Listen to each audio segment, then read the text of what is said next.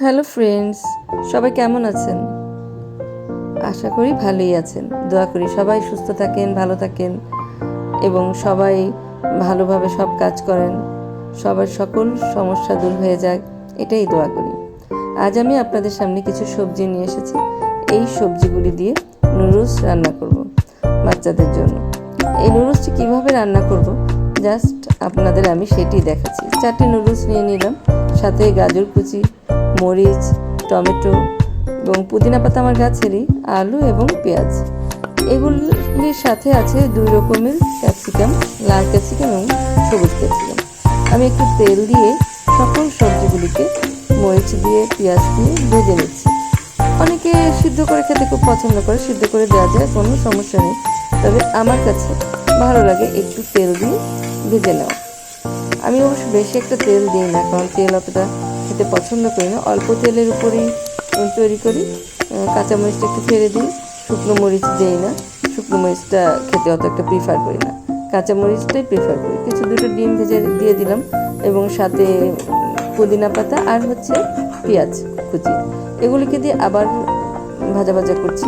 একটু তেল কম, তাই লেগে যাচ্ছে, নেড়ে চেড়ে ঠিক করে দিলাম এবং সুন্দরভাবে এগুলিকে নেড়ে চেড়ে দিলে ডিম এবং এই সবজিগুলিকে দেখতে অনেক সুন্দর লাগে। দেখেন, সব ভাজা ভাজা যখন হয়েছে, একটু হালকা হালকা হাফ বয়েল যখন হয়ে যাচ্ছে, তখন এগুলিকে আমি নামিয়ে নিলাম। নামিয়ে কি করলাম, এই নুডলসগুলিকে আবার তেলের ভিতর দিয়ে পেঁয়াজ মরিচ দিয়ে এবং ওই সবজিগুলোকে একসাথে দিয়ে আমি সুন্দর করে ভেজে নিলাম। সার্ভ করে দিলাম বাচ্চাকে খাওয়ানোর জন্য। ও যে এগুলি খাবে, এবং কিছু রয়ে গেল ওগুলোকে আমি সুন্দর একটু বক্সে করে রেখে দিচ্ছি, কেননা সবগুলি নুডলস একসাথে খেতে পারবে না, দ্যাটস ওয়াই রেখে দিচ্ছি। এগুলি আবার আমি সন্ধ্যায় কাজে লাগাবো। আমার নুডলসগুলি দেওয়া হয়ে গেল, আর নেই। এই নুডলসগুলিকে আমি সুন্দর করে একটি ঢাকনা দিয়ে কভার করে নিব। দেখেন, হ্যাঁ, কভার করে নিয়ে এগুলিকে আমি ফ্রিজ আপ করবো।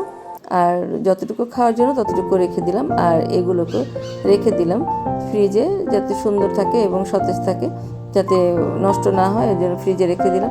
আমার একটা জিরা পানিও রেখে দিয়েছি এই সন্ধ্যাবেলা এই নুডলস, ওই জিরা পানিটা, এবং সাথে আমি কিছু ওয়াটারমেলন রেখেছি, যাতে সন্ধ্যাবেলায় হয়ে যায়। আজকের মতো এটা দিয়েই আমার সন্ধ্যা নাস্তা হয়ে যাবে।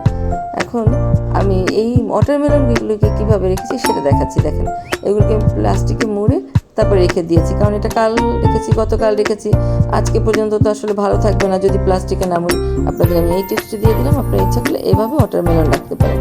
তারপর বাচ্চাকে দিয়ে দিলাম খেতে, এবং বাচ্চা খেয়ে বললো খুবই মজা হয়েছে, এবং আপনার ইচ্ছা করলে এভাবে রান্না করতে পারেন।